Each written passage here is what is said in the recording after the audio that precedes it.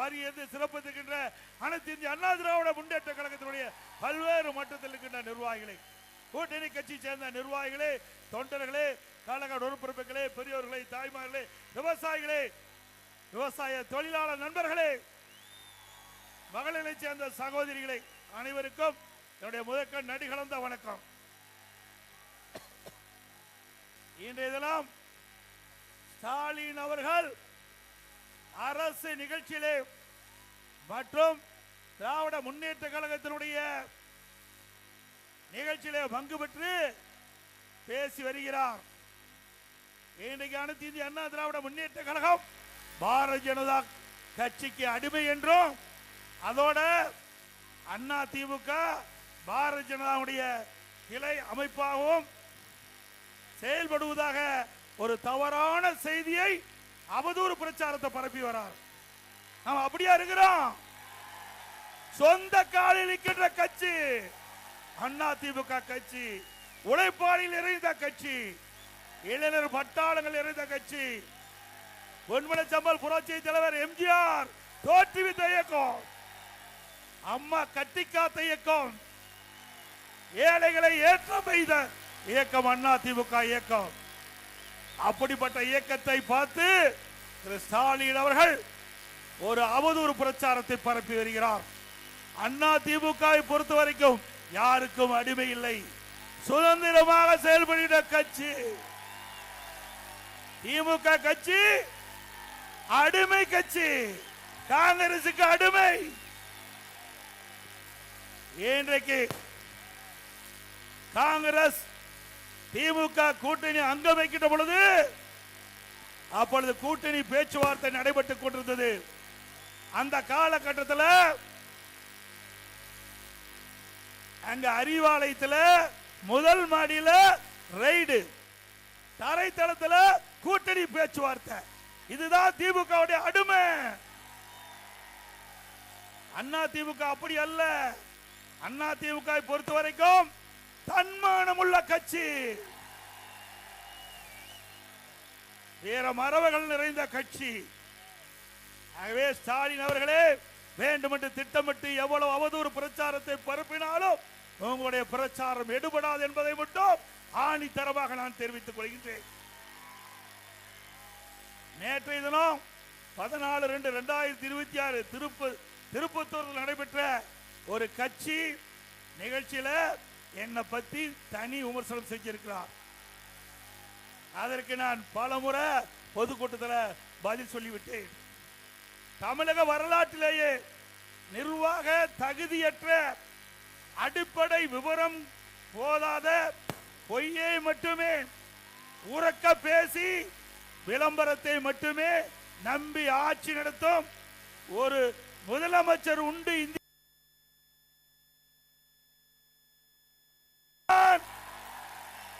ஸ்டாலின் தான். தினம் ஒரு பேர் அறிவிப்பாரு, ஒரு போட்டோ ஷூட் கொடுப்பாரு, அதோட முடிஞ்சு போச்சு. இந்த ஆட்சியில மக்கள் கண்ட என்ன பலன் செஞ்சிருக்காங்களா? இது விவசாய பெருமக்கள் நிறைந்த பூமி.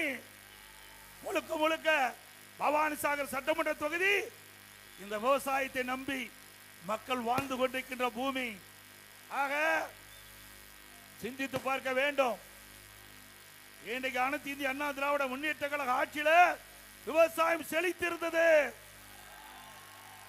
வறட்சி, விவசாயிகள் பாதிக்கப்பட்டாங்க, வறட்சி நிவாரணம் கொடுத்தோம், விவசாயிகளை காப்பாற்றினோம்.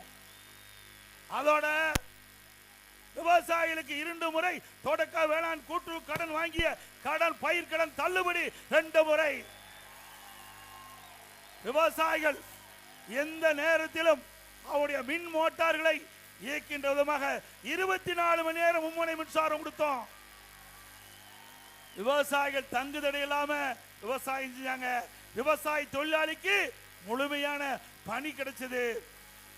இன்றைக்கு தலைகளாக மாறிவிட்டது. திமுக ஆட்சிக்கு வந்த உடனே அதெல்லாம் ஷிப்ட் முறையில மாத்திட்டாங்க. மும்முனை மின்சாரம் ஷிப்ட் முறையில கொடுக்கறாங்க. இப்படிப்பட்ட ஆட்சி தேவையா? இன்றைக்கு வேண்டும். இன்றைக்கு திரு ஸ்டாலின் அவர்களே உங்களுடைய இளமை காலத்தில் அவருக்கு தமிழகத்தில் என்ன பெயர் இருந்தது நாடு அறியும். நான் விவரிக்க வேண்டிய அவசியம் இல்லை. இதை எப்படியெல்லாம் அவர் இளம் வயதிலே சேட்டை பண்ணார் நாட்டுக்கே தெரியும். அவர் எங்களை பற்றி பேசுவதற்கு எந்த அருகதையும் இல்லை. திரு ஸ்டாலின் அவர்களே, தில்லு திராணி தெம்பு இருந்தா எங்களுடைய ஆட்சி காலத்தில் என்ன தவறு என்பதை சுட்டி காட்டுங்கள். பதில் சொல்ல தயாராக இருக்கிறோம். அதுல ஒண்ணும் கண்டுபிடிக்க முடியல. ஆனா பேசுவதெல்லாம் என்ன? எடப்பாடி பழனிசாமி பாஜக கட்சிக்கு அடிமை. எடப்பாடி பழனிசாமி ஊந்து போய் பதவி வாங்கினார், பறந்து வந்து பதவி வாங்கினார். இதை தவிர்த்து பொம்மை முதலமைச்சருக்கு ஒண்ணுமே தெரியாது. ஒரு முதலமைச்சர் பேசுகின்ற பேச்சா? ஒரு முதலமைச்சர் நாட்டுக்கு வழிகாட்டியாக இருக்க வேண்டும். தலைமை பொறுப்பேற்றுகிறீர்கள். நீங்கள் பேசுகின்ற ஒவ்வொரு வார்த்தையும் மக்கள் கவனித்துக் கொண்டிருக்கின்றார்கள். திரு ஸ்டாலின் அவர்களே, சிந்தித்து பார்க்க வேண்டும்.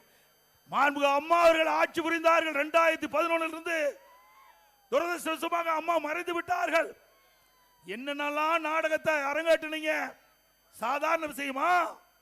அம்மா மறைவுக்கு பிறகு அனைத்து இந்திய அண்ணா திராவிட முன்னேற்ற கழகம் பல்வேறு பிரச்சனைகளை சந்தித்தது. உங்களுடைய ஆதரவால், கட்சிக்காரருடைய தொண்டர்கள் நிர்வாகி ஆதரவால் கட்சியை நாங்கள் காப்பாற்றினோம். ஒரு காலகட்டத்தில் இன்னைக்கு பெரும்பான்மை சட்டமன்ற உறுப்பினரோடு அவர்கள் பெரும்பான்மையான சட்டமன்ற உறுப்பினர்கள் என்னை முதலமைச்சராக தேர்ந்தெடுத்தாங்க. நான் பதவி பொறுப்பேற்றேன். மேதகு ஆளுநர் அவர்கள் சட்டமன்றத்திலே பெரும்பான்மையை நிரூபிக்க வேண்டும் என்று ஆணை பிறப்பித்து விட்டார்கள். அந்த ஆணைப்படி சட்டமன்றத்திலே கூட்டம் நடைபெற்றது. பெரும்பான்மையை நியமிக்கின்ற போது, பெரும்பான்மையை நிரூபிக்கின்ற காலகட்டத்தில் திரு ஸ்டாலினும் அவருடைய சட்டமன்ற உறுப்பினர்களும் எங்களுடைய மேஜை மேல் ஏறி சட்டமீற்ற மாமன்றத்தில் முதலமைச்சருடைய மேஜை, அமைச்சருடைய மேஜையில் ஏறி டான்ஸ் ஆடுறாங்க. இவரெல்லாம் நாட்டை காப்பாற்ற போறாங்க. சிந்தித்து பாருங்க, இவரெல்லாம் எப்படிப்பட்டவர் என்பதை மக்கள் எண்ணி பார்க்க வேண்டும். சட்டமீற்ற மாமன்றம், சட்டமன்றம் என்றால் மக்களுக்கு சட்டத்தை ஈற்றக்கூடிய மாமன்றம்.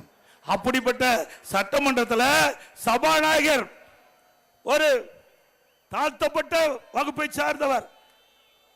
அவர் தாழ்த்தப்பட்ட வகுப்பை சேர்ந்த ஒரே காலத்தில் அவர் இருக்கையில் இருந்து அவரை கீழே பிடித்து இழுத்து விட்டு அந்த ஆசனத்தில் அமர்றீங்க. அப்படி செயலை செய்த கட்சி திமுக கட்சி. இப்படிப்பட்ட கட்சி ஆட்சிக்கு வரணுமா? பிறகு நான் பெரும்பான்மையை நிரூபிக்கப்பட்டு விட்டது. ஸ்டாலினுக்கு பொறுக்க முடியல. உடனே சட்டை கிழிச்சுக்கிட்டு வீதியில் நடந்து போனார். திரு ஸ்டாலின் அவர்களே, இந்த சட்டமன்ற தேர்தல் முடிந்த பிறகு அன்றைய தினம் சட்டை தான் கிழிச்சிட்டு போனீங்க. சட்டமன்ற தேர்தல் முடிந்த பிறகு சாலையில ஆடை இல்லாம போனாலும் போகக்கூடிய சூழ்நிலை ஏற்பட்டு விடும்.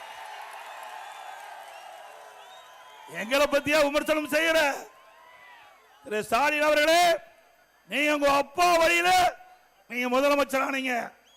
உங்க அப்பா திரு கருணாநிதி அவர்கள் திமுக தலைவர், திமுக முதலமைச்சராக இருந்தார் அந்த கட்சியில.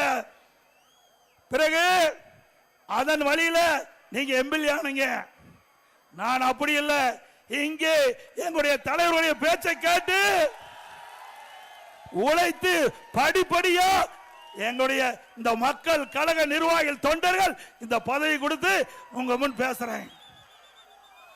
என்னுடைய பதவி உழைப்பால் பெற்ற பதவி. உங்களுடைய திரு ஸ்டாலினுடைய பதவி அப்பா திரு ஸ்டாலினுடைய அப்பால் அடையாளம் காட்டப்பட்ட பதவி, உழைப்பால் வந்த பதவி அல்ல. 1989 ஆண்டு அவரும் முதல் எம்எல்ஏ திரு ஸ்டாலின். நானும் சேவல் சின்னத்தில் வெற்றி பெற்று முதலாக எம்எல்ஏ வந்தேன். அதுக்கு பிறகு எந்த ஒரு அரசியல் பின்புலமும் இல்லாம மாண்பு அம்மாவுடைய அருள் ஆசி பெற்று பல முறை சட்டமன்ற உறுப்பினர், நாடாளுமன்ற உறுப்பினர், பிறகு அம்மா அமைச்சரவையிலே அமைச்சர், பிறகு உங்களால் முதலமைச்சர் என்ற பொறுப்பு கிடைச்சது. ஸ்டாலினுக்கு அப்படியே கிடைச்சது. திரு கருணாநிதி அவர்கள் திமுக தலைவர் உடல்நலம் பாதிக்கப்பட்டு வீட்டிலே இருந்தார். வெளியிலே வர முடியாத சூழ்நிலை கூட திரு ஸ்டாலினை நம்பி திமுக கட்சி பதவி கொடுக்கல. திமுக கட்சியுடைய தலைவர் பதவியை ஸ்டாலினுக்கு கொடுக்கல. ஏன்னா ஒரு பொம்மை ஆளு, திறமை இல்லாத ஆளு, கொடுத்த என்ன பிரயோஜனம் என்று செயல் தலைவரை கொடுத்தார். உங்க அப்பாவே உன்னை நம்பி தலைவரை கொடுக்கல. திரு கருணாநிதி அவர்களே திரு ஸ்டாலினை நம்பி அவர் உயிரோடு இருக்கும் போது திமுக கட்சி தலைவர் பதவி கொடுக்கல. அப்படிப்பட்ட நபர் தான் இன்றைய முதலமைச்சர் ஸ்டாலின் அவர்கள் என்பதை மறந்துவிட்டு பேசிக் கொண்டிருக்கின்றார். ஸ்டாலின் அவர்களே பல முறை நான் குறிப்பிட்டு விட்டேன். ஒரு தொலைக்காட்சியிலே நான் பேட்டி கொடுக்கின்ற பொழுது அந்த தொலைக்காட்சியிலே பேட்டி கண்டவர் என்னிடத்தில் ஒரு கேள்வி கேட்டார். நீங்கள் திரு ஸ்டாலின் அவர்களும் நீங்களும் மேடையிலே தோன்றி இருவரும் தங்களுடைய கருத்துக்களை சொல்ல முன்வருவீர்களா என்று கேட்டார். நான் தயார். எந்த இடத்துல எந்த மீட்டிங் போட்டாலும், எந்த இடத்துல மேடை போட்டு எங்களை அழைத்தாலும் நான் வருகிறேன். அனைத்து இந்திய அண்ணா திராவிட முன்னேற்ற கழக ஆட்சியில என்னென்ன சாதனை செஞ்சோம், திமுக ஆட்சியில் என்னென்ன சாதனை செஞ்சோம் நாங்க சொல்றோம். திரு ஸ்டாலின் சொல்லட்டும். இதுவரைக்கும் பேச்சே இல்லை, இதுவரைக்கும் பதிலே இல்லைங்க. அது மட்டுமல்ல, இன்றைய தினம் திரு ஸ்டாலின் என்ன சொன்னார்? முதல் 2 மாதத்துக்கு முன்பு எடப்பாடி பழனிசாமி கடையை திறந்து வச்சு கூவி கூவி அழைக்கிறார், கூட்டணிக்கு யாரு வரலினார். திரு ஸ்டாலின் அவர்களே, கூட்டணி தானாக அமைய வேண்டும், கனி தானாக பழுக்க வேண்டும், அப்பதான் சுவையாக இருக்கும். அதுபோல அனைத்து இந்திய அண்ணா திராவிட முன்னேற்ற கழகம் தானாக கூட்டணி அமைக்கப்பட்டிருக்கிறது. அண்ணா திமுக தலைமையில் அமைக்கப்பட்ட கூட்டணி தேசிய ஜனநாயக கூட்டணி, வலிமையான கூட்டணி. இன்றைய தினம் திரு ஸ்டாலின் தலைமையில் இருக்கின்ற கூட்டணி ஆட்டம் கண்டு போச்சு. உண்மைதானே? தினந்தோறும் பத்திரிகையில காங்கிரசுக்கும் திமுகவுக்கும் வார்த்தை போர் நடந்து கொண்டிருக்கின்றது. இந்த வருகின்ற சட்டமன்ற பொது தேர்தலில் திமுகவும் காங்கிரசும் கூட்டணி இருக்குமா இல்லையா என்பது சந்தேகம்.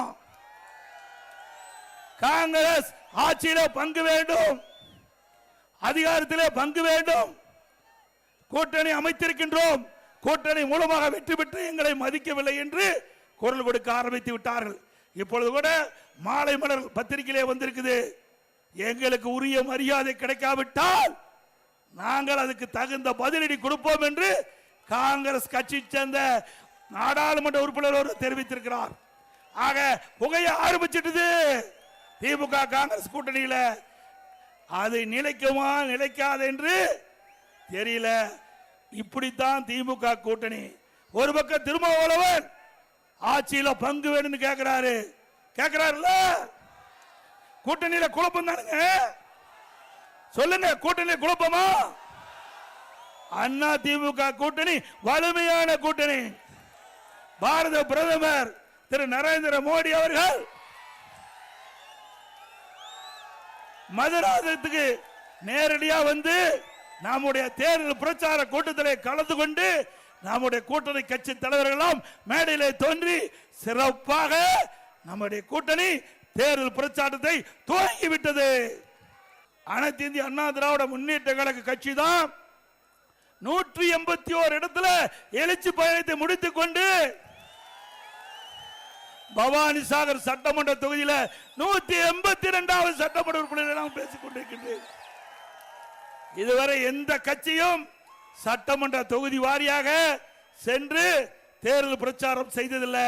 முதல் அனைத்து இந்திய அண்ணா திராவிட முன்னேற்ற கழகம் தான் 182 சட்டமன்ற தொகுதியிலும் நேரடியாக சென்று மக்களை சந்தித்து மக்களுக்கு தேவையான கருத்துக்களை சொல்லுகின்ற முதல் இடத்தில் இருப்பது அண்ணா திமுக கூட்டணி கட்சிகள்.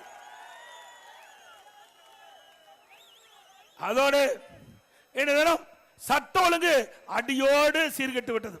எங்க பார்த்தாலும் போதை பொருள் விற்பனை, போதை ஆசாமிகள், அவள் செய்கின்ற அட்டகாசம் கொஞ்சம் நஞ்சம் இல்ல. கொலை கொல்ல திருட்டு வழிப்பறிவி நடக்காத நாளே இல்ல. நடக்குது இல்ல? தினந்தோறும் பத்திரிகை செய்தி அதான வந்துட்டு இருக்குது. முதல்ல பாத்தீங்களா செய்தியில பல செய்தி வரும். இப்போ முதல்ல தங்க என்ன விலை, வெள்ளி விலை என்ன அப்படின்னு தான் தொலைக்காட்சியில் செய்தி வரும். இப்போ கொலை நிலவரம் என்ன, போதை பொருள் நடமாட்டம் எந்த நிலையில் இருக்குது, அப்படிப்பட்ட நிலவரம் இந்த ஆட்சியில் தான் பார்க்கப்படுகிறது. இப்படிப்பட்ட ஆட்சி தொடர வேண்டுமா? அது மட்டுமல்ல, இன்றைக்கு முதலமைச்சர் பேசுகிறார். நேற்று தினம் 14ஆம் தேதி பேசுகிறார். இன்றைக்கு அண்ணா திமுக ஆட்சியிலே பாலியல் வன்கொடுமை நடைபெற்றதாக திரு ஸ்டாலின் அவர்களே, நீங்கள் முதலமைச்சராக தமிழகத்திலே பொறுப்பேற்று 2021 வரை 2025 வரை 2021 முதல் 2025 வரை 6999 சிறுமிகள் பாலியல் வன்கொடுமைக்கு ஆளாயிருக்கிறாங்க. 6999 சிறுமிகள் பாலியல் வன்கொடுமைக்கு ஆகியிருக்கிறாங்க. எப்பொழுது பார்த்தாலும் ஸ்டாலின் பேசுகிறார் அப்பா என்று சொன்னால் மகிழ்ச்சி என்று. ஆனால் இந்த 6999 சிறுமிகளும் அப்பா அப்பா என்று கதறுகிறது. உங்கள் காதில் விழவில்லையா? ஆக இந்த ஆட்சி ஒரு மோசமான ஆட்சி என்பதற்கு இதுவே ஒரு உதாரணம். அது மட்டுமல்ல, பெண்களுக்கு பாதுகாப்பு இல்ல, பாட்டிமார்களுக்கு கூட பாதுகாப்பு இல்ல. இப்படிப்பட்ட கேவலமான ஆட்சி தொடர வேண்டுமா? சிந்திச்சு பாருங்க. இன்றைக்கு இதை கட்டுப்படுத்தக்கூடியவர்கள் சட்ட ஒழுங்கு நிரந்தர டிஜிபி வேணும். சட்ட ஒழுங்கு நிரந்தர டிஜிபி இதுவரைக்கும் இந்த அரசாங்கம் நியமிக்க முடியல. ஒரு டிஜிபி ஓய்வு பெறுவது என்றால் அதற்கு 3 மாதத்துக்கு முன்பாகவே அரசு தகுதியான டிஜிபிகளை மத்தியில் யூபிஎஸ்சிக்கு அனுப்பி அதில் யூபிஎஸ்சி அதில் 3 பேர் தகுதியானவர்களை தேர்வு செய்து மாநில அரசுக்கு அனுப்பி அதில் 3இல் ஒருவரை தேர்ந்தெடுத்து சட்ட ஒழுங்கு நிரந்தர டிஜிபி நியமிப்பது முறை. இன்றைக்கு மத்திய அரசாங்கம் யூபிஎஸ்சி 3 பேரை தேர்வு செஞ்சு மாநில அரசுக்கு அனுப்பிச்சாச்சு. இதுவரை மாநில அரசு டிஜிபி நிரந்தர டிஜிபியை சட்ட ஒழுங்கு நிரந்தர டிஜிபி நியமிக்கல. நீதிமன்றம் வரைக்கும் போயிருக்குது. இப்படிப்பட்ட ஒரு கேவலமான ஆட்சி, திறமையற்ற முதலமைச்சர் நாட்டை ஆண்டு கொண்டிருக்கிறாங்களா? நாட்டை ஆண்டு கொண்டிருக்கிற காரணத்தினால சட்ட ஒழுங்கு சந்தி சிரிக்குது. பொதுமக்களுக்கு பாதுகாப்பு இல்ல, காவல் பணிபுரிகின்ற காவலருக்கே பாதுகாப்பு இல்ல. நீங்க எல்லா தொலைக்காட்சியிலையும் பார்த்திருப்பீங்க, எகிரி எகிரி அடிக்கிறாங்க கஞ்சா போதைக்கார காவல்துறை அதிகாரியில. இப்படிப்பட்ட ஒரு மோசமான ஆட்சிக்கு முற்றுப்புள்ளி வைக்கின்ற தேர்தல் 2021 சட்டமன்ற பொது தேர்தல். இந்த ஆட்சியில டாஸ்மாக் ஊழல், ஒரு பாட்டிலுக்கு 10 ரூபா. யார் வாங்கினா? செந்தில் பாலாஜி. அவர் அமைச்சராக இருக்கும்போது ஒரு பாட்டிலுக்கு 10 ரூபா வாங்கினார். தமிழ்நாட்டில் சுமார் 6000 மதுக்கடைகள் இருக்குது, டாஸ்மாக் கடை. ஒரு நாளைக்கு 1.5 கோடி பாட்டில் விற்குது. ஒரு பாட்டிலுக்கு 10 ரூபாய்னா ஒரு நாளைக்கு 15 கோடி ஏழைகள் சுரண்டுனாங்க. இந்த பணம் பூரா மேலிடத்துக்கு போதுங்கிறாங்க. மாசத்துக்கு 450 கோடி, கிட்டத்தட்ட ஒரு வருடத்துக்கு 5400 கோடி இந்த டாஸ்மாக் மூலம் இன்றைக்கு முறைகேடு நடந்திருக்குது. இந்த 4.5 ஆண்டுல சுமார் 23,000 கோடி டாஸ்மாக்ல ஊழல் செஞ்சிருக்கிறாங்க. அந்த பணத்தை எடுத்துக்கிட்டு அந்த ஊழல் செய்த பணத்தை வச்சுதான் இந்த தேர்தலில் வாக்காளரை விலைக்கு வாங்க முயற்சி செய்யறாங்க. வாக்காளர் பெருமக்கள் தயவு செய்து அருள்வருந்து நீங்க உஷாரா இருக்க வேண்டும். கொள்ளையடித்த பணத்தை வைத்துக் கொண்டு மக்களை சந்திக்க இருக்கிறாங்க. நாங்கள் திட்டங்களை கொடுத்து மக்களை சந்திக்கிறோம். அண்ணா திமுக ஆட்சியில என்னென்ன சாதனை செய்தோம் என்று சொல்லி கூட சந்திக்கிறோம். திமுக அப்படி சந்திக்கல, சொல்றதுக்கு எதுவும் இல்ல, செஞ்சா தானே சொல்றதுக்கு. சட்டில் இருந்தா தானே ஆப்பையில வரும். இந்த ஆட்சியில எதுவுமே செய்யலையே. அண்ணா திமுக ஆட்சியில ஒரே வருடத்தில் 11 அரசு மருத்துவக் கல்லூரி மருத்துவமனை கொண்டாந்தோம். 11 அரசு மருத்துவக் கல்லூரி, 7 சட்டக் கல்லூரி 10 வருஷத்துல, 21 பாலிடெக்னிக் கல்லூரி, 68 கலை மற்றும் அறிவியல் கல்லூரி, 4 பொறியியல் கல்லூரி, 5 கால்நடை மருத்துவக் கல்லூரி, ஆராய்ச்சி நிலையம், மிகப்பெரிய கால்நடை பூங்கா, தலைவாசல் 1000 கோடியில, இப்படி பல கல்லூரிகளை திறந்து கற்போட எண்ணிக்கை உயர்த்தணும். பட்ட படிப்பு படிக்கின்ற மாணவருடைய எண்ணிக்கை உயர்த்தணும். மத்திய அரசு நிர்ணயித்த அந்த 2030 அடைய வேண்டிய இலக்கு 2019 நாங்கள் 20 அடைந்தோம். சாதனை படிச்சோம். 100க்கு அம்மா தமிழகத்துடைய முதலமைச்சர் அம்மா பதவி ஏற்கின்ற பொழுது 100க்கு 32 பேர் தான் உயர்கல்வி படிச்சாங்க.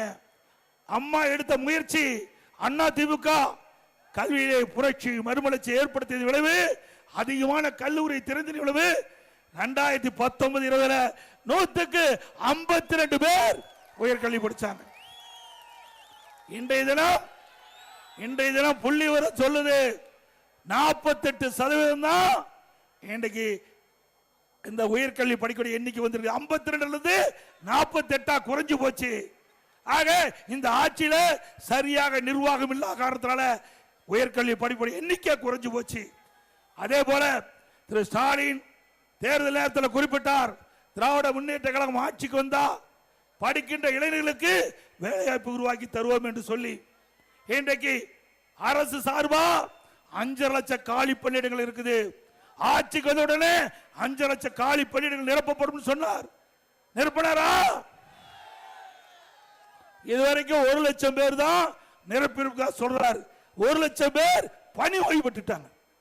அவர்கள் ரிட்டையர் ஆயிட்டாங்க. 1 லட்சம் பேர், அந்த 1 லட்சம் பேர் தான் நியமிச்சிருக்காரு. ஆனா கொடுக்கப்பட்ட வாக்குறுதி 5.5 லட்சம் பேர் நியமிப்பதாக. அப்படியே அரசு காலி பணியிடங்கள் அப்படியே இருக்குது. அதனாலதான் நிர்வாகம் சரியில்லை. அதோட ஸ்டாலின் அவர்கள் ஆட்சிக்கு வந்த பிறகு மின் கட்டண உயர்வு, 62% மின் கட்டண உயர்வு, குடிநீர் வரி உயர்வு, நகராட்சியில் குப்பைக்கு வரி, இப்படி வரி மேல் வரி போட்டு மக்களை வாட்டி வதைக்கிற அரசாங்கம். விலைவாசி விண்ணை முட்டுகின்ற அளவுக்கு உயர்ந்து போச்சு. அரிசி விலை உயர்வு, எண்ணெய் விலை உயர்வு, பருப்பு விலை உயர்வு, இதை பற்றி எல்லாம் திரு ஸ்டாலின் சிந்திக்கிறதுக்கு நேரம் இல்லை. வீட்டு மக்களை பற்றி தான் சிந்திப்பார், நாட்டு மக்களை பற்றி சிந்திப்பதற்கு நேரம் இல்லை. இதே அண்ணா திமுக ஆட்சி இருக்கின்ற பொழுது, இப்படி உணவுப் பொருள் விலை ஏறுகின்ற பொழுது அதை கட்டுப்படுத்துவதற்கு விலை கட்டுப்பாட்டு நிதியம் என்ற ஒரு நிதியை உருவாக்கி 100 கோடி ரூபாய் வைத்து இன்றைக்கு புளி விலை அதிகமாயிடுச்சுன்னா எந்த மாநிலத்தில் புளி விலை குறைவு அதை வாங்கிட்டு வந்து இங்க விற்பனை செஞ்சு விலை சரி கட்டுவோம். பருப்பு விலை உயர்ந்து போனா எந்த மாநிலத்தில் பருப்பு விலை குறைவு அங்க போய் விலைக்கு வாங்கி தமிழகத்துக்கு கொண்டு வந்து அந்த விலையை குறைப்போம். இப்படி மக்கள் பாதிக்காத அளவிற்கு உணவுப் பொருட்கள் விலையை கட்டுப்படுத்த அரசாங்கம் அண்ணா திமுக அரசாங்கம். கொரோனா காலம் கடுமையான சோதனை. அந்த சோதனையான காலத்தை கட்டத்தில் கூட மக்கள் ஒத்துழைப்போடு விலை மதிக்க முடியாத உயிரை காப்பாற்றிய அரசாங்கம் அண்ணா திமுக அரசாங்கம். ஒரு வருடம் ரேஷன் கடையில் விலையில அரிசி கொடுத்தோம், விலையில எண்ணெய் கொடுத்தோம், விலையில சக்கரை கொடுத்தோம், குடும்பத்துக்கு 1000 ரூபாய் கொடுத்தோம்ல. ஒரு வருஷம் 1 ரூபாய் வருவாய் கிடையாது. கடைகள் திறக்கல, தொழிற்சாலை திறக்கல, அரசுக்கு வருகின்ற வருவாய் எதுவுமே வரல. ஜிஎஸ்டி வரல, அதே ரோட் டாக்ஸ் வரல, பத்திரப்பதிப்பு வரல, எதுவுமே வருவாய் இல்லாத போது கூட சிறப்பான ஆட்சி இந்தியாவிலே கொடுத்த ஒரே அரசாங்கம் பண்ணாது. இன்றைக்கு வருவாய் உயர்ந்து போச்சு. அண்ணா திமுக ஆட்சி விட 1,36,000 கோடி கூடுதலா திமுக ஆட்சியில வருவாய் வருகிறது. ஆனா மக்களுக்கு தேவையான நன்மை கிடைக்கல. அதோட பள்ளிகள் மூடப்பட்டது, கல்லூரி மூடி இருந்தாங்க, மாணவர்கள் ஒரு ஆண்டு பாதிச்சுட்டாங்க. மாணவருடைய கோரிக்கை ஏற்று எல்லா மாணவர்களுக்கும் ஆல் பாஸ் போட்டு கொடுத்தோம். ஆல் பாஸ், பள்ளியில படிக்கிற மாணவருக்கு ஆல் பாஸ், கல்லூரியில் படிக்கிற மாணவருக்கு ஆன்லைன்ல வகுப்பு. இப்படி மக்களை காத்த அரசாங்கம் அண்ணா திமுக அரசாங்கம். அதோட இன்னைக்கு துணை முதலமைச்சர் அப்போது வேண்டுமென திட்டமிட்டு அண்ணா திமுக அவதூறு பிரச்சாரம் வருகிறார். ஒரு படத்தில் ஒரு பாட்டு இருக்குது, இரவில் ஆட்டம் பகலில் தூக்கம், இறைவனில் ஆட்டம் பகலில் தூக்கம், இதுதான் எங்கள் உலகம், எங்கள் உலகம் இதுதான் ஒரு பாடல் வருது. அது மாதிரி இன்று இருக்கின்ற துணை முதலமைச்சர் இரவுல பகல்ல நாட்டு மக்களையே பார்க்காத முதலமைச்சர். இன்னொரு படி போல மேல போய் இன்ஸ்டாகிராம், அந்த இன்ஸ்டாகிராம்ல அவர் ஒரு போஸ்டுக்கு லைக் போடுறார். அது என்னன்னு நீங்களே முடிவு செஞ்சீங்க. எப்ப போடுறாரு? நள்ளிரவுல போடுறார். நேரம் நள்ளிரவுல இந்த லைக் போடுறார். இப்படிப்பட்ட துணை முதலமைச்சர் நாட்டுக்கு தேவையா? அப்புறம் ஸ்டாலின் பேசுறார், எங்களை பத்தி பிஜேபி பத்தி பேசுறியே, நீ எதிர்கட்சி தலைவரா இருந்தீங்க, திமுக எதிர்கட்சியில் இருக்கும்போது அன்றைக்கு பிரதமராக இருந்த திரு நரேந்திர மோடி அவர்கள் தமிழகத்துக்கு வருகின்ற பொழுது கருப்பு கொடி காட்டினார், கருப்பு பலன் விட்டார். பிறகு திமுக ஆட்சிக்கு வந்த பிறகு வெள்ளை குடை பிடித்த வீரமகன் வருதான். நீ எங்களை பத்தி பேசலாமா? அப்பொழுது இருந்த பாரத பிரதமர் அவர்களை, நம்முடைய பிரதமர் திரு நரேந்திர மோடி அவர்களை கோலோ இந்தியா செஸ் ஒலிம்பியாட் கலைவாண அரங்கில் ஒரு அரசு நிகழ்ச்சி இதெல்லாம் அழைச்சிட்டு அவரை கௌரவப்படுத்துறீங்க. ஆனா இன்னைக்கு என்ன பேசுறார்? திட்டமிட்டு அவதூறு பிரச்சாரத்தை பரப்பி வருகிறார். திரு ஸ்டாலின் அவர்களே, ஆளுங்கட்சியா இருக்கின்ற போது ஒரு நிலைப்பாடு, எதிர்கட்சியாக இருக்கின்ற ஒரு நிலைப்பாடு, இதுதான் திமுகவுடைய இரட்டை வேடம். அதோட திரு ஸ்டாலின் நேற்றைக்கு முன்தினம் ஒரு நடந்த பொதுக்கூட்டத்தில் பேசுறார். திராவிட 5 ஆண்டு திராவிட மாடல் ஆட்சியில செய்த சாதனை 1000 ஆண்டு வரலாறு பேசணும். உண்மைதான் பேசும். என்ன பேசுவாங்க? 5 ஆண்டு திமுக ஆட்சியில 5 லட்சம் கோடி கடனை வாங்கி நாட்டு மக்களை கடனால் ஆக்கிட்டாங்க. இதுதான் வரலாறு பேசும். இந்த கடனை நாம தாங்க கட்ட வேணும். வந்திருக்கிற மக்களும் நான் உட்பட, நீங்க உட்பட கட்ட வேணும். இந்த கடனை எப்படி அடைப்பது? வரி போட்டு தான் அடைக்க முடியும். இப்படி தமிழகத்தில் 73 ஆண்டு காலம் பல கட்சிகள் ஆண்டிருக்குது 2021 வரை. அப்பொழுது 73 ஆண்டு காலம் ஆட்சி இந்த கட்சிகள் வாங்கிய கடன் 5,18,000 கோடி. 2021 இருந்து 2025 முடிய திமுக வாங்கிய கடன் 5 லட்சம் கோடி.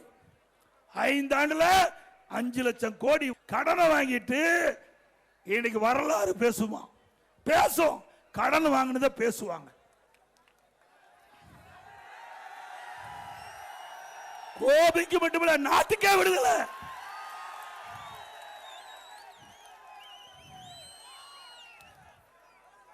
திரு ஸ்டாலின் அவர்கள் இன்றைக்கு ஆட்சி பொறுப்பேற்கிறதுக்கு முந்தி பல ஊழல்கள், கொஞ்சம் நஞ்ச ஊழல் இல்ல. இதெல்லாம் ஸ்டாலின் பேசுறார். அண்ணா திமுக ஊழல் புரிந்ததுன்னு. திரு ஸ்டாலின் அவர்களே, உங்களுடைய அமைச்சரவையில் இருக்கின்ற ஒரு துறை, நகர்ப்புற வளர்ச்சி துறை, குடிநீர் வழங்கல் துறை, அதுல முறைகேடு நடைபெற்றதாக அமலாக்கத்துறை ஆதாரத்தோட கண்டுபிடிச்சு அவர் மீது நடவடிக்கை எடுக்க வேண்டும் என்று 2 முறை நம்முடைய தலைமை பொறுப்பில் இருக்கின்ற காவல் அதிகாரிக்கு அனுப்பப்பட்டிருக்கிறாங்க. இதுவரைக்கும் நடவடிக்கை எடுக்கல. இப்ப நீதிமன்றத்தில் வழக்கு இருக்குது. இன்னொன்னு டிரான்ஸ்பாரம், திரு செந்தில் பாலாஜினாவே கத்துறீங்க. ஊழலுக்கு பேர் போனது திமுக. டிரான்ஸ்பார்ட்ல 32 டெண்டர் போடுறாங்க. ஒரே ரேட். இந்தியாவில் இப்படி எங்கேயுமே டெண்டர் நடந்தது கிடையாது. ஒரே ரேட்ல 32 டெண்டர். அந்த ஊழல் நீதிமன்றத்தில் நிக்குது. இதையெல்லாம் வருகின்ற பொழுது தேர்தல் நேரத்தில் பத்திரமா இருப்பாங்க. எங்க இருப்பாங்களோ அங்க இருப்பாங்க. சட்டத்திலிருந்து தப்பவே முடியாது. ஊழல் செஞ்சவங்க தப்ப முடியாது. உப்ப தின்றவங்க தண்ணி குடிச்சே ஆக வேண்டும். ஆக திமுகவில் மிகப்பெரிய ஊழல் நடந்திருக்குது. இந்த ஊழல் எல்லாம் வெளிப்படையாக கொண்டு வருவோம். இதை சட்ட நீதியாக நாங்கள் இதற்குண்டான நடவடிக்கை எடுப்போம். நீங்க 2 நாளைக்கு முந்தி பாத்தீங்கன்னா கனிம வள கொள்ள மணல் திருட்டு கரூர்ல நம்முடைய முன்னாள் அமைச்சர் அறிவிச்சார் விஜயபாஸ்கர் அவர்கள் பல முறை அதிகாரி சொல்லி பார்த்தாங்க. எந்த நடவடிக்கை எடுக்கல. 5 ரீச் அங்க இருக்கின்ற திமுக கட்சி சேர்ந்த நிர்வாகிகள் அங்க இருக்கின்ற எம்எல்ஏ துணையோட 5 ரீச்ல ஒரு நாளைக்கு 3000 லோடு நடத்திட்டு இருந்தாங்க. அங்க இருக்கின்ற கலெக்டருக்கு தெரியும், எஸ்பிக்கு தெரியும், அங்க இருக்கிற காவல்துறை அதிகாரி, ரெவன்யூ அத்தனை பேருக்கு தெரியும். பல முறை பெட்டிஷன் அனுப்பி நேரடியாக குரல் கொடுத்து போராட்டம் நடத்த நடக்கல. 2 நாளைக்கு முந்தி இவரே ஊர் மக்களோட போய் அந்த மணல் கொள்ளையை தடுத்து நிறுத்தி எல்லா பத்திரிகையிலும் வந்தது. திரு ஸ்டாலின் அவர்களே, அண்ணா திமுக ஆட்சி மலரும். இதற்கு இந்த மணல் கொள்ளைக்கு எந்தெந்த அதிகாரிகள் உடந்தையாக இருந்தார்களோ அவர்கள் மீது சட்ட நீதியாக நடவடிக்கை எடுக்கப்படும். எங்க பட்டம் பகல்ல மணல் அள்ளிட்டு போறாங்க. காவல்துறை அதிகாரிகள் பாதுகாப்பா இருக்கிறான்.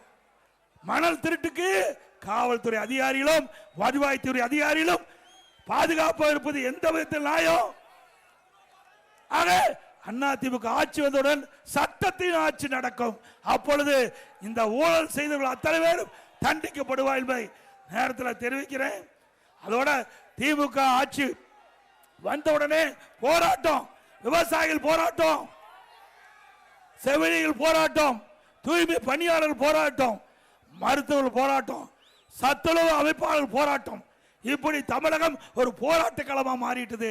எவ்வளவு மோசமான ஆட்சி தமிழகத்தில் தான் பார்க்கப்படுகிறது. ஆக அனைத்து இந்திய அண்ணா திராவிட முன்னேற்ற கழக ஆட்சி விரைவிலே மலர நீங்கள் அத்தனை பேரும் நல்ல ஆதரவை தர வேண்டும் என்று சொல்லி, அது மட்டும் இல்லைங்க, இன்னைக்கு நாட்டில் பணத்தை திருடுவாங்க, நகையை திருடுவாங்க. ஆனா இந்த ஆட்சியில் உடல் உறுப்பை திருடுறாங்க.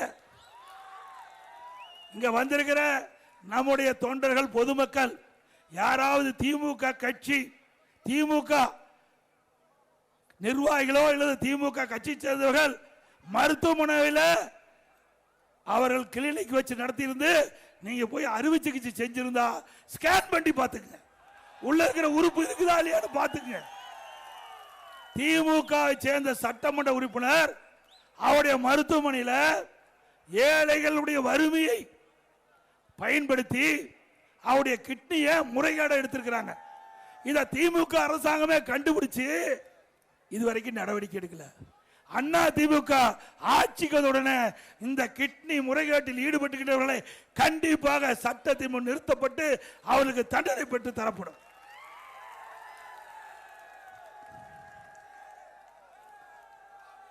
அதோட அண்ணா திமுக ஆட்சியில் மலர்ந்தவுடன் பல்வேறு திட்டங்கள் நிறைவேற்றப்படும். நீங்க திமுக 525 அறிவிப்பு வெளியிட்டாங்க. பல முக்கிய அறிவிப்பு. கிராமப்புறத்தில் 100 நாள் வேலை திட்டம் 150 நாளா உயர்த்தினாங்களா திமுக ஆட்சியில்? ஆனா நாம ஆளுங்கட்சியில் இருந்தாலும் இல்லாவிட்டாலும் எதிர்கட்சியாக இருந்தாலும் மக்களுடைய பிரச்சனை மத்திய அரசாங்கத்துடைய கவனத்திற்கு எடுத்து சென்று மத்திய அரசாங்கம் 100 நாள் வேலை திட்டத்தை 125 நாளாக உயர்த்திருக்கின்றது. பணி பாதுகாப்பு கொடுத்திருக்குது. பணி வேலை செஞ்சவங்களுக்கு 15 நாள்ல அவளுக்கு அந்த பணத்தை வங்கியில் வைக்க வேண்டும். ஊதியத்தை வங்கியில் செலுத்தப்பட வேண்டும். அந்தந்த பஞ்சாயத்து எந்த பணி செய்யலாம் என்று இடத்தை தேர்வு செய்து கொள்ளலாம். இதையெல்லாம் அந்த சட்டத்தில் இடம்பெற்றிருக்குது. ஆனா திமுக முதலமைச்சர் திமுக கட்சி சேர்ந்த முதலமைச்சர் சக அமைச்சர்கள் வேண்டும் என்று திட்டமிட்டு 100 நாள் வேலை திட்டத்தை முடக்க வேண்டும் என்று சொன்னால் நிச்சயம் முடக்க முடியாது. இந்த சட்டத்தின் மூலமாக 100 நாள் வேலை திட்டத்தை 124 நாளாக 125 நாட்களாக உயர்த்தி சட்ட பாதுகாப்பு கொடுத்திருக்கிறோம். நீ யாராலையும் அந்த 124 வேலை திட்டத்தை நிறுத்த முடியாது. அண்ணா திமுக ஆட்சி மலர்ந்தவுடன் இந்த 125 நாள் 150 நாளா உயர்த்தப்படும். அதே போல முதல் கட்ட தேர்தல் அறிவிப்பில் அண்ணா திமுக சார்பா முதற்கட்ட தேர்தல் அறிவிப்பு இன்றைக்கு ஒவ்வொரு மாதமும் நம்முடைய மகளிருக்கு 2000 ரூபாய் குலவிளக்கு திட்டத்தின் மூலம் எல்லா குடும்ப அட்டையில் இருக்கின்ற குடும்ப தலைவிக்கு 2000 ரூபாய் அவருடைய வங்கி கணக்கிலே செலுத்தப்படும். இப்போ மகளிர் தான் நகர பேருந்துல கட்டணம் இல்லாம போறாங்க. இனி அண்ணா திமுக ஆட்சி வந்த ஆண்களும் நகர பேருந்துல கட்டணம் இல்லாம பயணம் செய்யணும். அனைவருக்கு வீடு,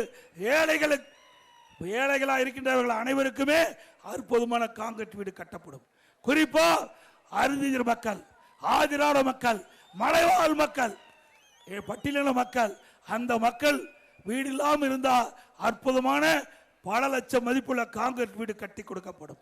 அதே போல இந்த பட்டியலின மக்கள் குடும்பத்திலே திருமண வயது அடைந்து திருமணமாகி தனி குடுத்தலம் போனா அவருக்கு அரசாங்கமே இடம் வாங்கி காங்கிரீட் வீடு கட்டித்தரப்படும். அதே போல நம்முடைய சகோதரிகள் குறிப்பிட்ட நேரத்துக்கு பணிக்கு செல்ல, பணி முடிஞ்சு வீடு திரும்ப அம்மா இருசக்கர வாகனம் 5 லட்சம் பேருக்கு கொடுக்கப்படும்.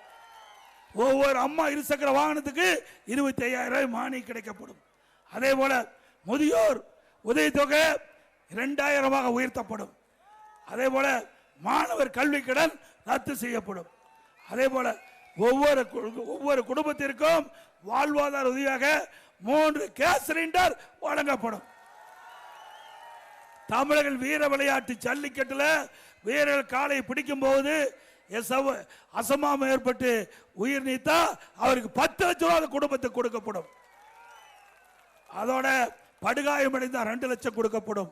அதோட வீர விளையாட்டில் கலந்து கொண்ட ஜல்லிக்கட்டிலே வீர விளையாட்டில் கலந்து கொண்ட ஜல்லிக்கட்டு வீரர்களுக்கு இன்சூரன்ஸ் செய்யப்படும். அதே போல ஜல்லிக்கட்டு போட்டியிலே கலந்து கொள்கின்ற காளைகளுக்கு, பதிவு செய்யப்பட்ட காளைகளுக்கு இன்சூரன்ஸ் செய்யப்படும். அதே போல சிறுபான்மை வகுப்பை சேர்ந்த மகளிர் சுயக்குழு தொடங்குவதற்கு வட்டிலா கடன் மற்றும் மாற்றுத்திறனாளி கூட்டுறவு வங்கி கடன் தள்ளுபடி செய்யப்படும்.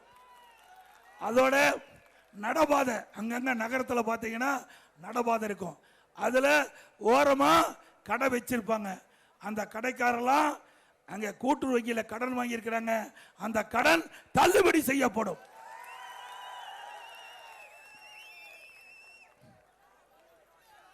இந்த ஆட்சியில டிஎன்பிசி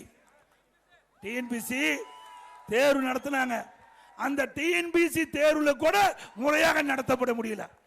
ஏன்னா இதுவரைக்கும் தமிழக வரலாறுலயே டிஎன்பிசி தேர்வு அறிவிக்கப்பட்டு ரத்து செஞ்சது கிடையாது. டிஎன்பிசி தேர்வுல சரியா முறையாக செய்யாத காரணத்தில் அந்த தேர்வை ரத்து செய்த ஒரே அரசாங்கம் திமுக அரசாங்கம். இந்த பகுதியில் அத்திக்கடை அவனாசி திட்டத்தை நிறைவேற்றி கொடுத்தது அண்ணா திமுக. விவசாய கோரிக்கை அத்திக்கடை அவனாசி திட்டம், விடுபட்ட பகுதிகள், விடுபட்ட ஏரிகள், அந்த ஏரிகள்லாம் கணக்கிட்டு அத்திக்கடை அவனாசி திட்டம் 2 செயல்படுத்தப்படும் அண்ணா திமுக ஆட்சி. அது மட்டுமல்ல, குடிமராமத்து திட்டம் இந்த ஆட்சியில் நிறுத்திட்டாங்க. அண்ணா திமுக ஆட்சிக்கிற பொழுது மழை காலத்தில் பெய்கின்ற நீர் முழுவதும் சேமித்து வைக்கின்ற விதமாக ஏரி குளம் குட்டையெல்லாம் நாங்கள் தூர்வாரி இருந்தோம். அதனால மழை காலத்தில் பெய்கின்ற நீர் முழுவதும் சேமிச்சு வச்சோம். இந்த ஆட்சியில் அதை ரத்து செஞ்சு விட்டாங்க. மீண்டும் அண்ணா திமுக ஆட்சி வந்த உடனே குடிமராமத்து திட்டம் தொடரும்.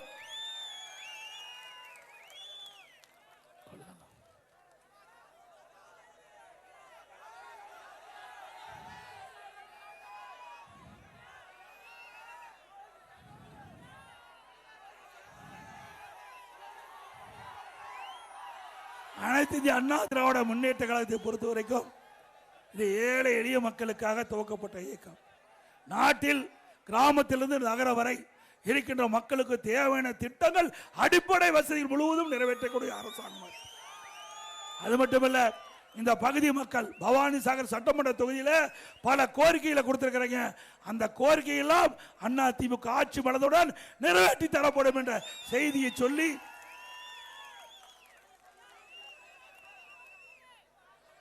இந்த சிறப்பான நிகழ்ச்சியிலே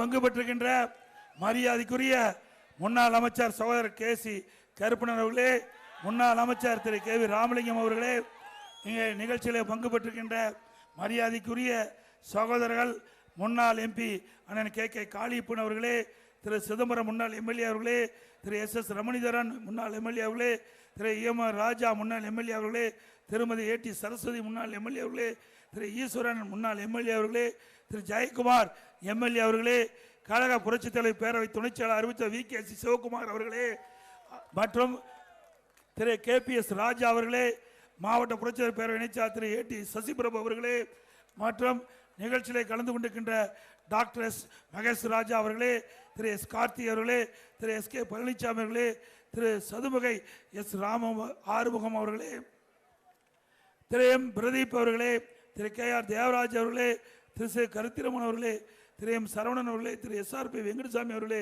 திரு AN அருள்முருகன் அவர்களே, திரு OM சுப்பிரமணியம் அவர்களே, திரு KG சதீஷ் அவர்களே, திரு CN மாரப்பன் அவர்களே, திரு KR ரங்கசாமி அவர்களே, திரு S நாச்சிமுத்து அவர்களே, திரு VA பழனிசாமி அவர்களே, திரு DS பழனிசாமி அவர்களே, திரு ஆசனூர் AR சுப்பிரமணியம் அவர்களே, திரு M மாதேஷ் அவர்களே, திரு R சதீஷ் அவர்களே, திரு PN தேவமுத்து அவர்களே, பேரூராட்சி செயலாளர் திரு K செல்வம் அவர்களே, திரு SK நடராஜன் அவர்களே மற்றும் இன்றைக்கு மாநில பாஜக மாவட்ட தலைவர் திரு SM செந்தில்குமார் அவர்களே, பொதுச்செயலாளர் திரு ஜெயராமன் அவர்களே, பாஜக பொதுச்செயலாளர் திரு S நடராஜன் அவர்களே, மாவட்ட பொது திரு கார்த்திகேயன் அவர்களே, பாரதிய ஜனதா கட்சி திரு உமா கார்த்திகேயன் அவர்களே, அமமுக மாவட்ட திரு சி திருநாக்கரசு அவர்களே, அமமுகவை சேர்ந்த S சரவணகுமார் அவர்களே, அமமுக சேர்ந்த நகர செயலாளர் திரு N மூர்த்தி அவர்களே, பாமக மாவட்ட செயலாளர் திரு SK மூர்த்தி அவர்களே மற்றும் ஷேக் மொய்தீன் அவர்களே மற்றும் தமிழ் மாநில காங்கிரஸ் கட்சி சேர்ந்த முன்னாள் எம்எல்ஏ அண்ணன் விடியல் சேகர் அவர்களே, ஈரோடு P விஜயகுமார் மாவட்ட தலைவர்களே, திரு KK பிரகாஷ் அவர்களே, வசந்தகுமார் அவர்களே மற்றும் நிகழ்ச்சியிலே கலந்து கொண்டு சிறப்பித்துக் கொண்டிருக்கின்ற திரு VC வரதராஜன் அவர்களே, VKC வரதராஜன் அவர்களே, இந்த நிகழ்ச்சியை சீரும் சிறப்போடும் நடத்துவதற்கு அடித்தளம் வழங்கிய மாவட்ட செயலாளர் அமைச்சர் செல்வராஜ் அவர்களே, ஆரம்பிச்சார் பண்ணாரி அவர்களே, இங்கே நிகழ்ச்சியை சிறப்பாக நடத்திய நகர கழக செயலாளர், ஒன்றிய செயலாளர், பேரூர் செயலாளர், கழகத்துடைய அனைத்து நிர்வாகிகள், கூட்டணி கட்சி சேர்ந்த தலைவர்கள், நிர்வாகிகள், தொண்டர்கள், கழக உறுப்பினர்கள், பொதுமக்கள் அத்தனை பேருக்கும் நன்றி நன்றி நன்றி.